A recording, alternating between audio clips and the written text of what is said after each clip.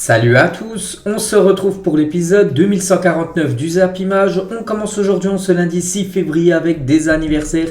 Et aujourd'hui les gars, il y a Leon Goretzka, le joueur du Bayern Munich qui fête aujourd'hui ses 28 ans. Bon anniversaire à lui. Et par exemple aussi le joueur de Chelsea, Conor Gallagher, il fête aujourd'hui ses 23 ans. Et tous ces autres joueurs fêtent leur anniversaire aussi aujourd'hui. Bon anniversaire à eux tous. On va parler maintenant de tout ce qui s'est passé lors de la journée d'hier dans les gros championnats européens. Et on commence tout d'abord en France et tout d'abord avec la grosse affiche hier. C'était le derby de la Méditerranée, on peut dire, entre l'équipe de Marseille et l'équipe de Nice. Et c'est Nice qui est venu prendre les 3 points du côté du Vélodrome. Donc Diop, Laborde et Brahimi, un magnifique but de Brahimi contre un but de Malinowski. Donc l'OM battu à domicile, donc très bonne opération pour les Niçois. On peut voir les stats de la partie. Donc Marseille a eu plus de tirs, mais seulement 22 tirs, 5 tirs cadrés, alors que Nice un peu moins de tirs, 14, mais plus de tirs cadrés, 8. Donc voilà, vraiment belle victoire de cette équipe de Nice qui était déjà partie s'imposer la semaine dernière du côté de Lens, un autre cadre du championnat. Et cette fois-ci, prennent les 3 points au Vélodrome. Donc voilà, ça performe énormément actuellement cette équipe de Nice. Et ça plane pour Nice, tout simplement. Et la une du journal L'équipe aujourd'hui, un coup de tonnerre. Donc Nice a créé la sensation en l'emportant hier soir à Marseille, invaincu en Ligue 1 depuis le 22 octobre dernier. Le PSG compte désormais 8 points d'avance sur l'OM et Lens tenu en échec à Brest. Un partout, on en parlera tout à l'heure, de l'équipe de Lens. Et pour revenir les gars, tout d'abord sur Nice qui réalise cette magnifique opération. Donc le boulot de Didier Digard depuis son arrivée à Nice, c'est fantastique. Donc depuis qu'il a remplacé Lucien Favre qui a été licencié il y a déjà quelques semaines. Donc du coup c'est lui qui a pris l'équipe et du coup il n'a toujours pas perdu. Et en tout il y a eu 5 rencontres pour 4 victoires, un match nul contre l'équipe de Reims et aucune défaite. 11 buts marqués pour seulement 2 buts encaissés. C'est très fort ce qu'il réalise actuellement du côté de Nice.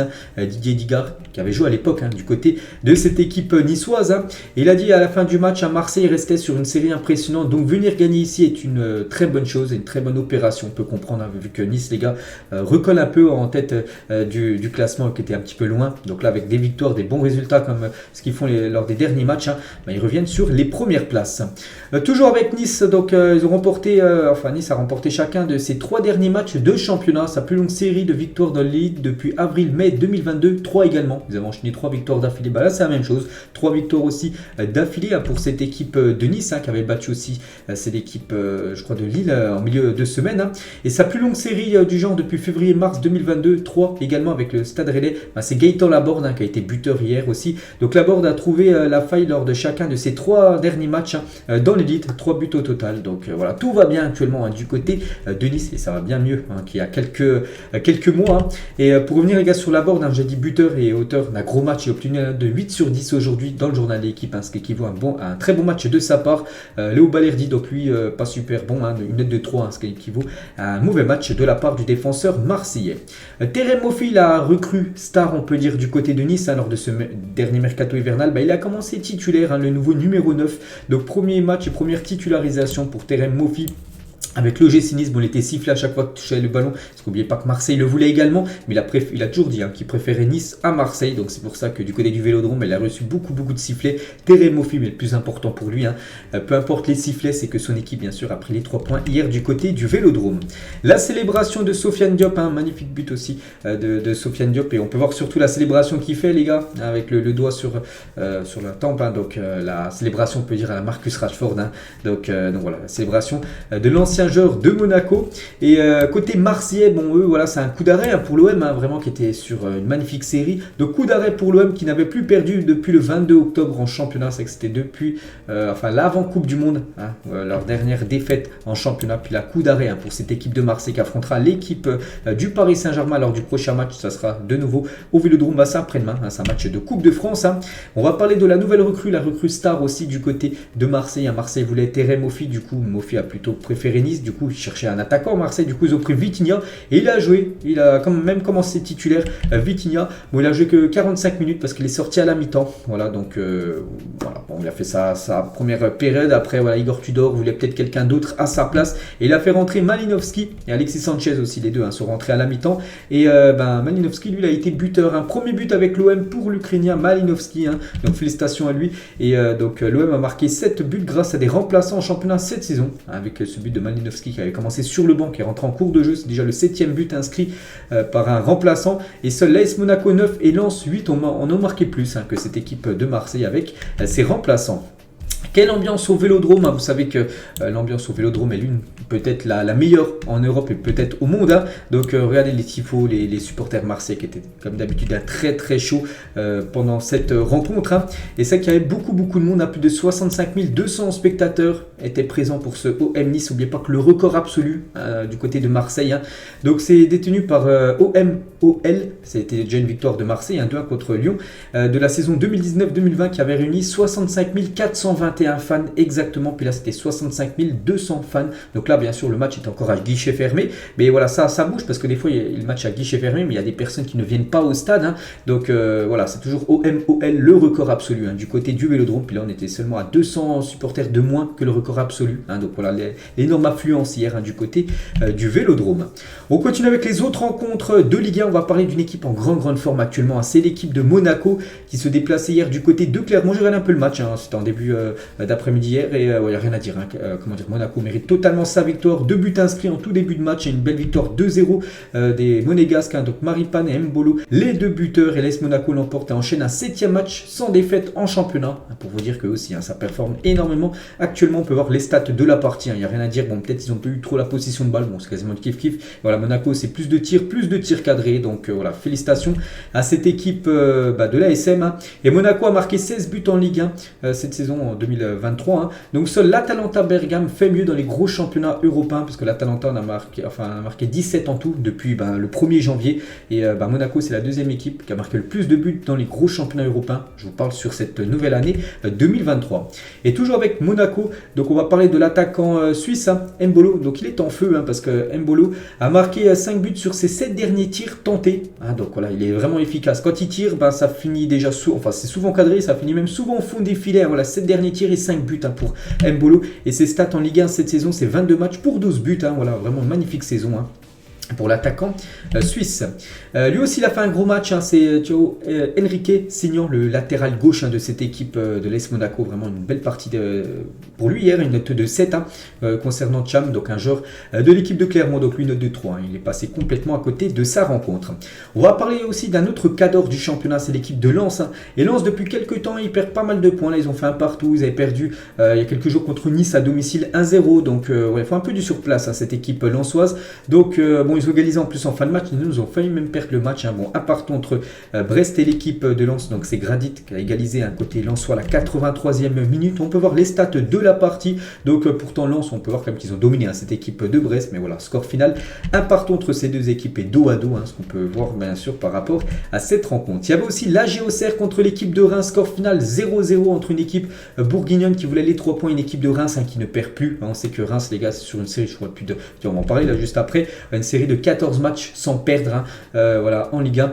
Donc il reste sur 7 victoires, 7 matchs nuls, 0 défaite, hein, depuis que ce coach, hein, William Steele, donc a pris cette équipe. N'oubliez pas les gars, un petit rappel, je ne sais pas si vous savez l'info, l'équipe de Reims, hein, paye quand même 25 000 € chaque match. Voilà, pas à cause, mais voilà, parce qu'en gros il a pas ses diplômes d'entraîneur pour entraîner encore en Ligue 1, et du coup Reims est à chaque fois sanctionné de 25 000 € par match. Mais bon, il le conserve, hein, parce qu'actuellement il fait le taf, hein. Ça fait 14 matchs que l'équipe de Reims ne s'est pas inclinée. Bon, elle n'a pas gagné, mais elle n'a pas perdu non plus, hein, cette équipe du stade de Reims. Il y avait aussi Strasbourg contre l'équipe de Montpellier, et très bonne opération pour l'équipe de Strasbourg, hein. Donc 6 tirs, 2 tirs cadrés, 2 buts, voilà, efficace, alors que l'équipe de Montpellier c'est plus de 11 tirs mais aucune frappe cadrée. Si tu ne cadres pas, tu ne peux pas marquer. Donc très efficace, hein, Strasbourg les gars, 100% d'efficacité dans les tirs cadrés, et c'est Abid Diallo qui a inscrit les 2 buts, hein. Il a obtenu une belle note de 8 sur 10 aujourd'hui dans le journal L'équipe. Il a inscrit 2 buts très tôt dans la partie, et le premier, donc c'est après seulement 13 secondes de jeu, hein. Donc l'un des buts les plus rapides du championnat. Donc Diallo a marqué le deuxième but le plus rapide cette saison en Ligue 1, je sais plus c'était qui le premier. Et concernant un but rapide du côté de Strasbourg, donc il s'agit du premier but marqué par Strasbourg lors de la première minute de jeu d'un match dans l'élite depuis le 21 décembre 1984. Voilà le premier but, on va dire, dans un match pour Strasbourg. Donc ça datait, hein, depuis plus de 30 ans quasiment. Donc voilà, félicitations à Diallo, félicitations à Strasbourg, hein, qui retrouve la victoire. On sait qu'actuellement ils font une saison très compliquée, les Strasbourgeois.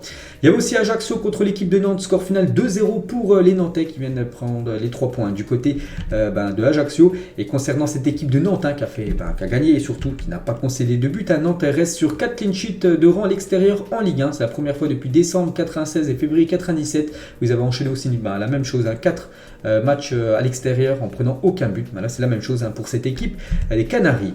Et toujours sur ce Ajaccio-Nantes, donc des scènes violentes se sont produites. Donc c'était samedi soir quand les supporters nantais sont venus du côté de Ajaccio. Le match a eu lieu hier, mais bon, ils étaient déjà présents en Corse la veille. Donc dans le centre-ville d'Ajaccio, c'était samedi soir entre supporters ajacciens et nantais. Certains supporters des Canaries ont été blessés et transportés à l'hôpital. Donc voilà ce qui s'est passé la veille de la rencontre. Il y avait aussi Lorient contre l'équipe de Angers, score final 0-0. Incroyable les gars, Angers n'a pas perdu lors de cette rencontre. Il restait sur 13 matchs d'affilée en perdant. C'est même le record historique du côté de la Ligue 1. Donc Angers a accroché Lorient 0-0. Les Angevins ont pris leur 9e point de la saison après 22 journées. Bon, ça, ils sont comme une saison catastrophique, mais voilà, ils n'ont pas perdu qu'à cette mauvaise série de 13 défaites d'affilée, cette équipe de Angers. Du coup, tous les résultats de cette 22e journée de Ligue 1 concernant le PSG, Lyon, même Rennes, tout ça. Donc, on en a parlé dans l'édition d'hier. C'est pour ça qu'on va pas en reparler aujourd'hui. Donc, il y a eu plus de 23 buts inscrits dans cette journée de Ligue 1 avec les victoires importantes, bien sûr, du PSG, de Lyon, de l'équipe de Strasbourg, même l'équipe de Nice.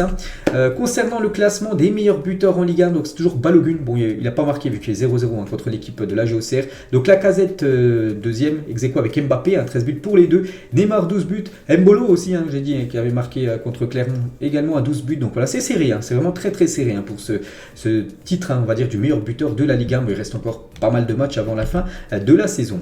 Et concernant le classement, donc le PSG réalise la bonne opération du week-end. Donc le PSG a désormais 8 points d'avance sur l'OM et Lens à la première place. Donc voilà, vu que le PSG s'est imposé, vu que Marseille s'est incliné et Lens a fait match nul, voilà, c'est une soirée, enfin un week-end parfait, on va dire, pour le PSG qui prend 8 points d'avance sur ses deux poursuivants, Marseille et Lens, qui ont 46 points les deux. Monaco aussi réalise la très bonne opération, s'imposant 2-0. Monaco revient plus qu'à 2 points de Lens et Marseille, et Rennes qui s'est incliné 40 points. Donc voilà, concernant ce classement, et dans les dernières places, Angers, bon, toujours 9 points malgré leur match nul. Auxerre, Ajaccio et Strasbourg. Strasbourg se donne un peu de l'air, mais bon, voilà, il faudrait revenir sur 3 Montpellier. Donc c'est vrai que c'est très chaud jusqu'à Brest, tout reste jouable pour le match. N'oubliez pas, il y aura 4 descentes en fin de saison.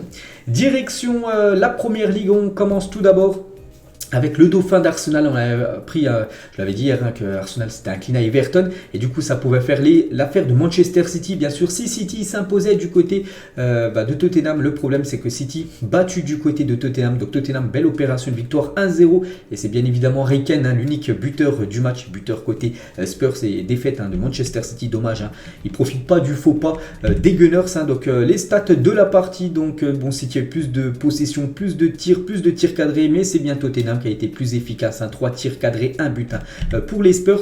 Et la série continue. C'est vrai qu'à domicile, Tottenham n'a pas perdu contre Manchester City lors de leurs 5 dernières confrontations. La dernière victoire à l'extérieur de City à Tottenham remonte quand même à 2018. C'est vrai que City n'arrive plus du tout à gagner ces dernières années du côté de Tottenham. Donc voilà, de nouveau, on a battu cette équipe de City du côté des Spurs. Et on va parler de l'unique buteur du match, c'est Harry Kane, un attaquant qu'on ne présente plus tellement que c'est l'un des meilleurs attaquants au monde, et voilà, on en parlera longtemps de lui dans le futur. Donc il est déjà 17 buts en 22 matchs pour Harry Kane cette saison en Première Ligue. C'est le deuxième meilleur buteur du championnat, derrière bien sûr Erling Haaland. Donc voilà, quelques photos du but hier de Harry Kane, qui permet en plus à son équipe de prendre les 3 points. Et félicitations Harry, parce que ce but, il a dépassé pas mal de trucs avec ce but hier. Donc tout d'abord, il devient le meilleur buteur de l'histoire de Tottenham avec ce but. Il est ex-aequo à 266 avec Greve, l'ancien joueur, mais l'ancien meilleur buteur des Spurs. Du coup, vu qu'il a marqué un but. Donc c'est le seul meilleur buteur de l'histoire de Tottenham, Harry Kane. Donc on ne peut que le féliciter. Voilà, c'est énorme, 267 buts inscrits dans une équipe. Et aussi, donc il a passé ce 267 buts, et aussi la barre des 200 buts. Il est à 199 buts en championnat. Donc avec ce but en Première Ligue, 200 buts en Première Ligue pour Harry Kane. Donc il est 3e meilleur buteur de l'histoire de ce championnat anglais. Il y a seulement 2 joueurs qui ont marqué plus que lui. Wayne Rooney à 208. Voilà, donc c'est quelque chose qu'il peut aller chercher très prochainement. Et le recordman, c'est l'ancien attaquant Alan Shearer, lui qui a 260 buts. Donc voilà le classement des meilleurs buteurs de l'histoire du côté de la Première Ligue. Donc Wayne Rooney, ça peut peut-être se faire là, lors de cette saison. Concernant Alan Shearer, il va falloir qu'il reste encore 2-3 saisons quand même du côté de la Première Ligue, pour revenir sur l'ancien attaquant de Newcastle. Donc voilà, Harry Kane passe la barre des 200 buts du côté du championnat anglais. Et donc Harry Kane, contre Erling Haaland. C'est vrai que hier c'était le duel aussi des deux meilleurs buteurs. Donc Harry Kane a marqué, Haaland n'a pas marqué. Et Haaland il a même vécu un après-midi très très compliqué. Donc Haaland n'a réussi aucun tir dans un match pour la première fois en Première Ligue. Il n'a pas tiré. Donc voilà, ça a été compliqué. Ou peut-être il a tiré mais il n'a pas réussi en gros à cadrer. Donc ça a été un après-midi très très compliqué pour Erling Haaland qui était dépité en plus. Il y a eu des défaites en plus de son équipe. Et déjà 4 défaites cette saison en Première Ligue pour Manchester City. C'est quand même beaucoup, soit quasiment tous les 5 matchs à peu près. Ils perdent à cette équipe de City. Et c'est vrai qu'ils ont déjà plus perdu là cette saison que toute la saison dernière. Donc la saison dernière, ils avaient perdu seulement 3 fois. En 38 matchs de Première Ligue, et là ils ont déjà perdu 4 fois en 20, je ne sais plus c'était combien, la 21e journée de Première Ligue. Donc voilà, ça c'est un petit peu moins bien que la saison dernière, cette équipe de Manchester City. Et on va voir le début d'année de Manchester City avec les victoires et les défaites. C'est vrai qu'il y en a pas mal. Il y a déjà 3 défaites en ce début d'année. On est seulement mois de février. Puis il y a déjà 3 défaites pour cette équipe de Manchester City. Et du coup, Arsenal et City les deux se sont inclinés lors de cette 22e journée de Première Ligue. Les Gunners du coup conservent donc 5 points d'avance en tête du championnat. Donc voilà, pas de sanction on va dire pour Arsenal malgré leur défaite. Vu que City ne s'impose pas, les deux équipes restent au même niveau et au même nombre de points au classement. Il y a aussi un autre match hier, c'était Nottingham Forest contre Leeds United, deux équipes qui jouent le maintien, surtout Nottingham. Et Nottingham s'est imposé, pourtant ils ont été dominés par l'équipe de Leeds. Mais Nottingham les gars, c'est 2 tirs cadrés, 1 but. Leeds les gars, c'est plus de 4 tirs cadrés et aucun but. Et surtout on sait que maintenant le nouveau gardien de Nottingham, c'est lui les gars, c'est Keylor Navas. Et il a commencé titulaire et premier match en Première Ligue et premier clean sheet pour lui. Donc il a fait 4 arrêts, vu qu'il y a eu 4 tirs cadrés de l'équipe et surtout un gros arrêt en tout début de match. Et voilà, du coup il donne déjà les 3 points à son équipe. Donc félicitations à l'ancien gardien parisien. Du coup, tous les résultats, donc on a parlé des 2 rencontres hier, parce que sinon toutes les rencontres de samedi, on avait parlé dans l'édition de samedi avec la défaite, on sait d'Arsenal, la défaite aussi de Liverpool. Voilà, il y avait aussi, actuellement c'est une catastrophe. Et du coup, le classement après 22 matchs, du coup, voilà le classement du top 6. Bon, il y en a qui sont à 22 matchs, comme Tottenham qu'on a joué 22, Newcastle qu'on a joué 21, Arsenal a joué 20. Donc voilà, les équipes n'ont pas le même nombre de matchs joués, mais on peut voir qu'Arsenal a toujours 5 points d'avance sur Manchester City et 8 points d'avance sur l'équipe de Manchester United. Mais Manchester United a un match de plus que Arsenal. Donc voilà le top 6, si vous voulez voir tout le reste du classement jusqu'à la 20e place. Southampton toujours dernier, Bournemouth avant-dernier, Everton avec leur victoire remonte à la 18e position. Everton qui a gagné, n'oubliez pas le leader, Arsenal ce week-end. Direction cette fois-ci la Liga et on commence avec l'équipe qui est vraiment impressionnante cette année. Je pense qu'actuellement c'est la meilleure équipe au monde depuis janvier, début d'année, c'est la meilleure équipe. C'est le FC Barcelone qui joue contre l'équipe de Séville et le Barça de nouveau s'est imposé. Une victoire 3-0 contre cette équipe de Séville. Donc Alba, gros match de Alba, buteur et passeur D dans le match, Gavi et Rafinha. Donc voilà, rien à dire. Le Barça les gars, belle victoire des Blaugrana. Regardez les stats de la partie pour vous montrer quasiment ce match à sens unique. Après, le Barça marqué en deuxième période. La première mi-temps, il y avait 0-0. Après, voilà, ils ont réussi à mettre ce premier but. Puis après, ça a été plus simple, on va dire. Donc, plus de 65% de possession de balle. 16 tirs, 7 tirs cadrés et 3 buts. Donc, Séville, ils ont eu du mal. Seulement 3 tirs dans le match, 30% de possession, 35. Et seulement une frappe cadrée. Du coup, voilà, le Barça prend les 3 points et marque 3 buts. Plutôt logique, bien sûr. Et le Barça, les gars, que ce soit au match aller ou au match retour, c'est simple. Contre Séville, ils ont pris le tarif. 3-0 match aller, 3-0 au match retour. Donc voilà, Séville a vraiment souffert cette saison contre l'équipe du FC Barcelone. Et le Barça vient de réaliser quand même son 15e clean sheet de la saison après 20 journées de Liga. Incroyable, sur 20 matchs cette saison en championnat. Il y a 15 matchs, ils n'ont pas pris de but. Regardez la preuve hier encore où ils n'ont pas encaissé de but. Et le Barça actuellement la meilleure défense d'Europe avec seulement 7 buts encaissés depuis le début de la saison. Seulement 7 buts après 20 matchs. C'est très très peu. N'oubliez pas en plus qu'ils avaient pris 3 lors d'un match. C'était contre le Real Madrid. Donc voilà, vraiment la défense. Pourtant elle n'est pas réputée depuis beaucoup d'années. Surtout l'attaque qu'on dit du côté du Barça avec Messi. Tout ça à l'époque, souvenez-vous, qui marquait beaucoup de buts.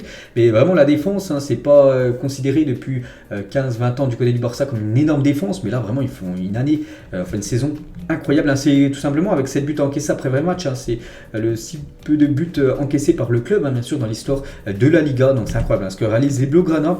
Et en plus, leurs défenseurs sont décisifs, comme Jordi Alba, je l'ai dit, un buteur et passeur D lors de ce match. Félicitations à ce vétéran, Jordi Alba. Et Ter Stegen, lui, donc lui, vraiment une saison pratiquement parfaite, on peut dire un 15 clean sheet en 20 matchs, 7 buts encaissés. Bon, hier il a eu seulement une frappe cadrée arrêtée, comme j'ai dit, vu que Séville a très peu attaqué hier. Et Xavi, bien sûr, on peut le voir qu'il peut être très très heureux, donc les choses s'arrangent. Nous avons 8 points d'avance, mais il en reste beaucoup, 8 points d'avance sur la seconde place, le Real Madrid qu'on va parler juste après, vu que le week-end est parfait pour le Barça, vu que c'est les deux équipes qui les suivent, ils ont perdu les deux autres équipes.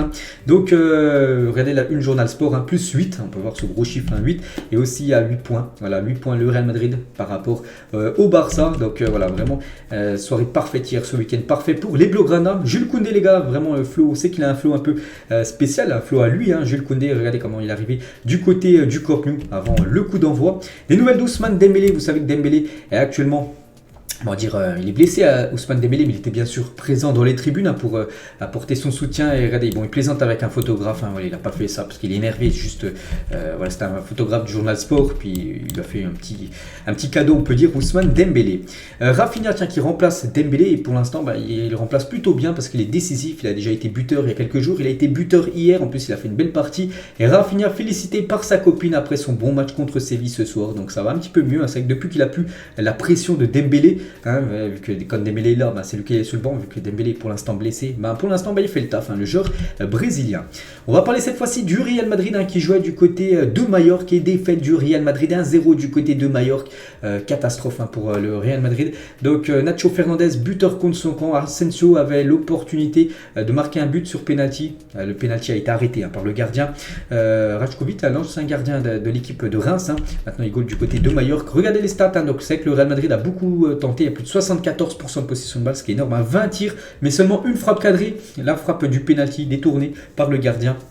19 tirs hors cadre, c'est pas possible pour le Real Madrid. Alors que l'équipe de Majorque, regardez, voilà, souvent quand tu domines totalement et que ton équipe a l'équipe visiteuse a une occasion, elle marque ce but, voilà, parce que c'est 4 tirs, 1 tir cadré, 1 but, voilà, Majorque. Donc voilà, ça va plus du tout actuellement pour le Real, par rapport à surtout ce match. Donc le Real Madrid est tombé, donc regardez la une journal AS, donc Madrid reste à quai peut-être, voilà, avec cette contre-performance. Et on peut voir la une du journal Marca où Vini Junior, là qu'on va parler beaucoup parce qu'il a été encore beaucoup embrouillé, puis lui aussi, il a pas embrouillé tout le monde hier lors de cette rencontre en début d'après-midi. Mais on revient tout d'abord sur des cadres du côté du Real Madrid qui ont dû annoncer forfait juste avant le coup d'envoi. Donc tout d'abord Thibaut Courtois, forfait de dernière minute, il devait gauler et du coup c'est pas lui qui a gaulé. Il a ressenti une gêne musculaire à l'échauffement et du coup il a dû annoncer forfait pour ce match contre Majorque. Du coup c'est Luna, la doublure de Courtois qui a gaulé hier. Donc Courtois forfait pour la Coupe du Monde des clubs. Coupe du Monde des clubs, là, dans quelques jours, que le Real Madrid va affronter l'équipe de Al Ahly, une équipe égyptienne. Il sera pas là, Thibaut Courtois, il sera forfait pour les deux prochains, pour la demi-finale et peut-être la finale, bien sûr, si le Real Madrid se qualifie. Lui aussi, les gars, c'est pas sûr qu'il soit présent pour la Coupe du Monde des clubs, parce que Benzema se sent très fatigué depuis quelques semaines. Et hier, il n'a pas joué, Karim Benzema. Normalement, on pensait le voir jouer. Non, il n'a pas joué parce que peut-être l'état de fatigue, là, d'enchaîner des matchs tous les 3 jours, voilà, c'est compliqué actuellement pour Karim. C'est pour ça qu'il n'a pas joué. Je sais pas s'il est blessé, je sais pas s'il a été ménagé, j'en sais rien. Mais hier, une chose qui est sûre, c'est qu'il a joué aucune minute lors de ce match contre Majorque. Il a beaucoup manqué. Et comme j'ai dit, il a plus de 20 tirs, 19 tirs hors cadre. Peut-être qu'il y aurait eu Benzema, peut-être qu'il y en aurait une au moins qui aurait fini au fond des filets. Donc il a beaucoup manqué, bien sûr. KB9. On va parler de Vini Junior. Donc Vini qui montre un insigne, en gros, l'écusson du Real Madrid aux supporters de Majorque à la mi-temps. Du coup, après le but de Majorque, c'est au tour de Rayo, les gars, de le faire devant Vini Junior. Cette fois-ci, de montrer l'écusson de Majorque à Vini Junior. Regardez le visage de Vini quand il voit l'écusson de Majorque. Vini, c'est vrai qu'on parle beaucoup de lui actuellement depuis quelques mois, par rapport à surtout, déjà ses performances dans le foot, mais aussi surtout par rapport qu'il s'embrouille souvent avec les adversaires, avec les arbitres, avec les supporters adverses. Tout ça, donc ça qui se distrait un petit peu trop, on va dire le genre Vini Junior. Et Rayo, les gars, qui lui a montré l'écusson. Si je devais montrer un exemple à mes enfants, je leur montrerais Benzema, Modric, mais certainement pas Vini Junior. Voilà, donc bien sûr, ce joueur ne peut pas blairer, on peut dire, Vini Junior. Donc regardez, il a été pris en sandwich. C'est vrai qu'à chaque fois qu'il a le ballon, vraiment, les joueurs y allaient vraiment très rude dessus. On a pu voir, tiens, Paulista, les gars, défenseur de Valence aussi il y a quelques jours, qui avait mis comme un gros tacle, il a même pris un rouge sur une faute sur Vini Junior. Donc voilà, vraiment Vini Junior, à chaque fois qu'on a l'impression qu'il touche le ballon, on a l'impression que maintenant il a un peu une image à la Neymar, un genre vraiment qui subit beaucoup de fautes parce qu'il est trop provocateur, ce joueur, Vini Junior. Et même Maffeo, les gars, qui troll Vini Junior pendant Mallorca Real Madrid, c'était en fin de match. Et regardez, il est parti vers Vini Junior, puis il lui fait comme ça, style en mode pleureuse. Voilà, donc il est parti vraiment devant son visage pour lui faire ça. Donc bon, Vini n'a rien dit là, heureusement, sinon il aurait pu peut-être disjoncter et prendre un carton. Il n'a rien eu. Et Ancelotti, les gars, on revient voilà sur le match parce qu'on en a parlé de Vini un petit peu, ce qui se passe en dehors du foot. Et le penalty tiré par Asensio aurait été pour Asensio ou Rodrigo. J'ai choisi Asensio parce que je pensais que Rodrigo pourrait être affecté mentalement pour avoir raté un penalty lors de la Coupe du Monde au Qatar. Souvenez-vous, il avait raté sa frappe lors des tirs au but contre la Croatie. Rodrigo, c'est pour ça qu'il a préféré faire tirer Asensio vu que Benzema n'était pas là. Donc c'est Asensio qui a tiré. Malheureusement pour le Real Madrid, Asensio n'a pas marqué. La Real Sociedad, qui est 3ème du classement, juste derrière le Real Madrid, eux aussi ils ont perdu 1-0 contre Valladolid, pour vous dire que ça a été un week-end parfait pour le Barça avec le 2e et le 3e qui les poursuit. Ils ont perdu. Il y avait aussi un autre match à Valence, à part perdu contre le Real Madrid, là c'était jeudi soir, ils ont perdu de nouveau contre Gérone 1-0 ce week-end. Du coup tous les résultats, donc là on a parlé des 4 résultats d'hier. Donc ce soir, tiens, il y a Rayo Vallecano contre Almeria pour clôturer cette journée de Liga, on en reparlera demain du résultat. Et le classement, donc le Barça, j'ai dit plus 8 par rapport au Real Madrid et plus je sais pas combien, voilà, plus beaucoup face à la Real Sociedad, plus 14, voilà, je calculais les gars, plus 14 sur la Real Sociedad qui est décroché, et même le Real Madrid décroché quasiment plus 8, et surtout vu ce que montre le Barça actuellement, on voit pas comment ils peuvent se faire perdre des rencontres, tellement qu'ils jouent, tellement qu'ils sont au-dessus de leur adversaire. Donc voilà, le Barça très bien parti, même s'il reste encore 18 journées, très bien parti pour remporter ce championnat. Eux aussi très bien parti pour remporter le Scudetto, c'est l'équipe de Naples qui attend ça comme depuis 1990 de remporter le championnat italien. Et hier ils jouaient du côté de la Spezia, un coup d'envoi 12h30, c'était voilà, quand tout le monde mangeait. Et ils ont fait le taf, une victoire 3-0, donc Kvaratskhelia, un but, et Victor Osimhen doublé. Donc voilà, après-midi parfait pour Naples, qui prend des points en plus dans ce championnat. On peut voir les stats de la partie, bien sûr. Victoire logique et méritée de Naples, le duo en or, donc Kvaratskhelia et Victor Osimhen, les deux ont été décisifs, un but pour le Géorgien et 2 buts pour le Nigérian. Et Victor Osimhen vient de claquer quand même son 16e but de la saison en Serie A. Il est actuellement bien évidemment le meilleur buteur du championnat italien, et toute compétition confondue, donc 16 buts en Serie A et 17 buts si on rajoute peut-être un but qu'il a marqué en Coupe d'Europe, peut-être en Ligue des Champions. Donc ses stats, toute compétition confondue, 17 buts et 4 passes D. Et Kvaratskhelia, donc lui il a 10 buts et 14 passes D cette saison. Donc voilà, les deux performent énormément du côté de Naples. Et pour revenir sur Osimhen, donc il a tiré sur une jeune supportrice de la Spezia lors de l'échauffement aujourd'hui. Donc il faisait des frappes, puis du coup il y a une frappe hors cadre, puis elle est arrivée, je sais pas si c'était sur la tête, j'en sais rien, dans le visage, ou en gros ça a heurté une jeune supportrice. Et il est parti, on peut voir, monter dans les tribunes, s'excuser. Il a dit, je m'entraînais au tir et j'ai tiré au-dessus des buts. Il y avait une fille au milieu des tifosi, je crois qu'elle était sur son téléphone et le ballon lui a touché le visage. Voilà, lui a bien touché le visage. Je me sentais tellement désolé que je ne voulais pas faire ça. Je devais m'excuser, c'est pour ça qu'il est monté, parti s'excuser, le joueur Victor Osimhen. On va parler aussi du derby de Milan, l'Inter Milan contre l'AC Milan, et c'est l'Inter de nouveau qui s'impose contre l'AC Milan. N'oubliez pas qu'il y avait déjà eu ce match il y a quelques jours en Supercoupe d'Italie où l'Inter avait infligé un 3-0 à l'AC Milan. Cette fois-ci c'est en championnat, et cette fois-ci de nouveau c'est l'Inter qui s'impose, avec un moins de but, mais un but, 1-0, ce qui donne 3 points de plus. Donc Lautaro Martinez, l'unique buteur du match. On peut voir que l'équipe de Milan n'a pas du tout existé. Donc l'Inter c'est plus de 15 tirs, 4 tirs cadrés, 1 but. L'AC Milan c'est seulement 4 frappes et aucune frappe cadrée. Donc voilà, si tu cadres pas, tu ne marques pas, je répète souvent ça. Et voilà, l'Inter logiquement s'impose, elle a même pu marquer un peu plus de buts dans cette rencontre. Et l'Inter plonge l'AC Milan dans le doute. Tout d'abord l'Inter, donc Lautaro Martinez, l'unique buteur du match, 7 buts et une passe D en 12 matchs face à l'AC Milan. Vraiment il adore jouer contre le voisin de l'AC Milan, parce qu'il a des magnifiques stats, décisif sur 8 buts sur les 12 derniers matchs qu'il a pu jouer contre le voisin de Milan AC, enfin de l'AC Milan. Et voilà, Lautaro Martinez bien sûr adore les derbys parce qu'il marque souvent des buts. Et côté milanais, donc eux, je te dis, ils n'ont pas cadré la moindre frappe cadrée dans ce derby. Donc voilà, ça a été compliqué. Et surtout, l'AC Milan enchaîne un 7e match de suite sans la moindre victoire, toute compétition confondue. Regardez les 7 derniers matchs de l'AC Milan, que ça soit en Super Coupe d'Italie où vous avez pris 3-0, en Coupe d'Italie, en championnat, c'est aucune victoire, c'est 2 matchs nuls contre l'AS Roma, Lecce. Et sinon, c'est que des défaites: Torino, Inter, Lazio, Sassuolo. Une grosse défaite en plus, 5-2 vous avez pris. Et là, là une défaite 1-0. Donc attention à Pioli, le coach de l'AC Milan, avec une série comme ça, il peut se faire licencier à tout moment. Et les tifos à San Siro ce soir pour le derby, donc hier bien sûr, c'était le derby, c'était à San Siro, et on peut voir les tifos qui étaient magnifiques bien sûr pour cette rencontre, ce gros derby, ce derby milanais. Il y avait aussi la Fiorentina contre Bologne, et c'est Bologne qui s'est imposé contre la Fiorentina, coup d'arrêt pour la Fiorentina qui est une équipe quand même sérieuse en Serie A, mais c'est bien Bologne qui a pris les 3 points, et le Torino aussi a pris les 3 points contre Udinese, 1-0 pour le Torino. Et à noter côté Udinese, Florian Thauvin, la nouvelle recrue, a disputé ses premières minutes, il est rentré en cours de jeu, bon ça n'a pas suffi vu que son équipe s'est inclinée 1-0 contre l'équipe du Torino. Aujourd'hui 2 rencontres les gars, la Lazio joue à 18h30 du côté de Vérone et Monza reçoit la Sampdoria de Gênes ce soir à 20h45. Concernant la Juventus, eux joueront demain soir contre l'équipe de Salernitana. Et un petit coup d'œil au classement avant bien sûr tous les matchs là, mais actuellement on peut voir que c'est toujours Naples bien sûr en tête, 13 points d'avance sur l'Inter Milan, l'AS Roma 3e, la Lazio 4e, l'équipe de Milan descend, ils étaient 2e il y a quelques semaines, maintenant ils sont 6e vu qu'ils gagnent plus, ils prennent plus de points, et du coup beaucoup d'équipes sont en train de passer devant cette équipe de l'AC Milan.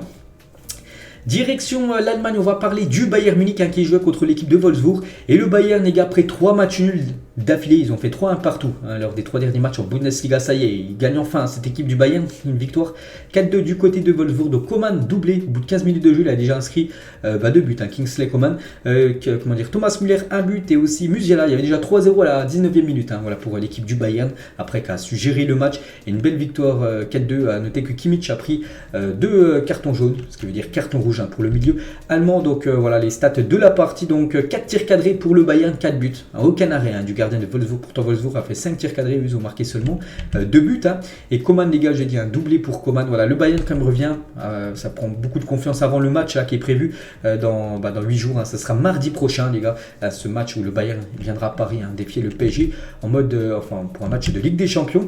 Donc Coman buteur, lui aussi buteur, le jeune Jamal Musiala qui devient le premier joueur de moins de 20 ans à atteindre la barre des 10 buts dans les 5 grands championnats cette saison. Et quel but donc il nous a mis un but à la Léo Messi.